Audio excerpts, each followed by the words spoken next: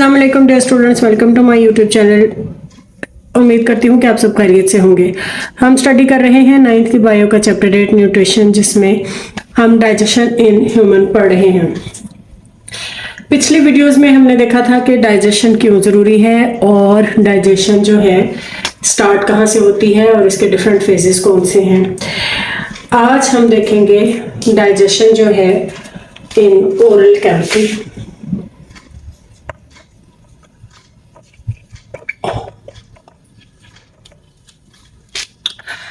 Digestion.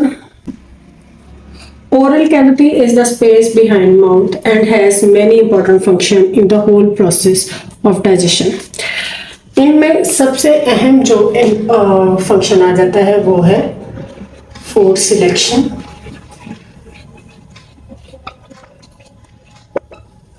Food selection जो है वो हम अपने सेंस ऑर्गन से करते हैं, यानी देखकर, सूंघकर, चखकर और हाथों से छूकर हम फील करते हैं कि अगर खुराक सही है और हार्ड तो नहीं, बासी तो नहीं, ओल्ड तो नहीं, ख़राब तो नहीं, जायका उसका अगर हमें ठीक लगे तो फिर हम इसको खाते हैं।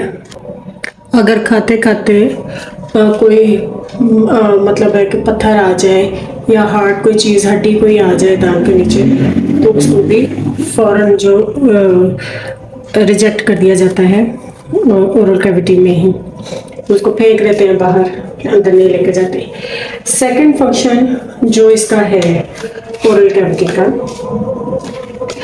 इज च्यूइंग और mastication.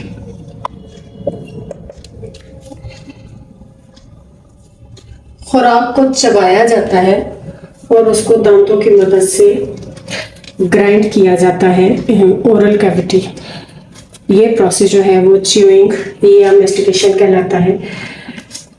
This process is useful because oesophagus can pass only small pieces, यानी जैसे हम खुराक लेते हैं, आप फर्ज कर लें कि हमने रोटी के एक निवाले में बोटी का टुकड़ा रख के खाया है, तो वो ऐसे ही हमारे इसोफेगस से पास थ्रू नहीं होगा। या हम कोई बड़ा बोटी का टुकड़ा लेते हैं तो वो वैसे ही पास थ्रू नहीं होता। हम पहले दांतों की मदद से उसको ग्राइंड किया जाता है, उसके अंदर सलाइवा मिक्स होता है, लुब्रिकेशन उसकी होती है, उसके बाद फिर वो इसोफेगस को पास थ्रू होता है। Enzymes also cannot act on large piece of food.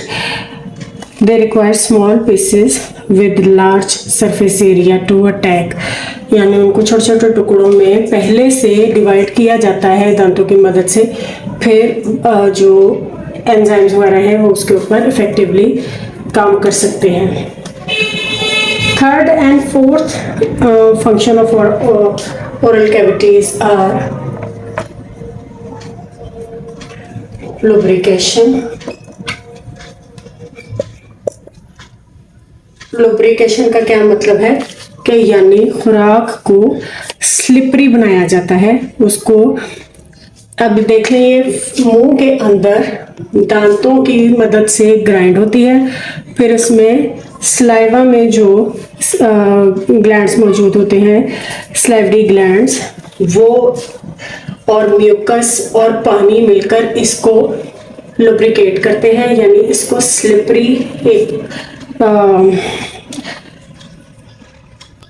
Substance जो है वो बना देते हैं, जो कि आसानी से फिर इसोफेगस और आगे जो है वो मुंह से पास ऑन होता है, यानी फिसल जाता है आसानी से।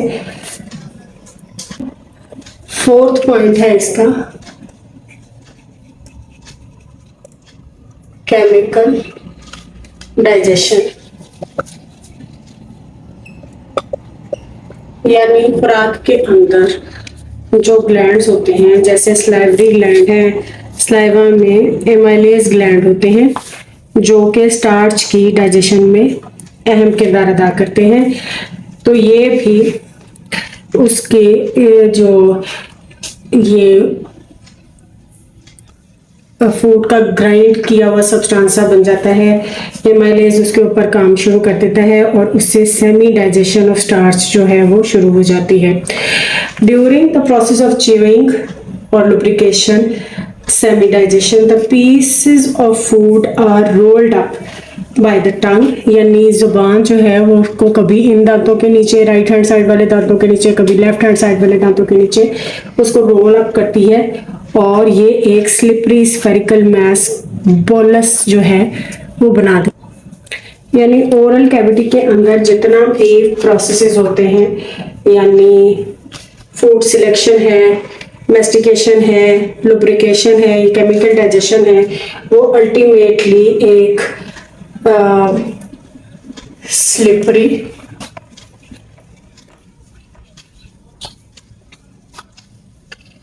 स्फेरिकल और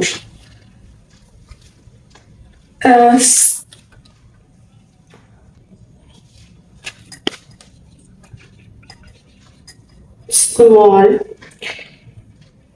मास में कन्वर्ट कर देती है। फूड जो हमने इंटेक की हुई होती है उसको हम कहते हैं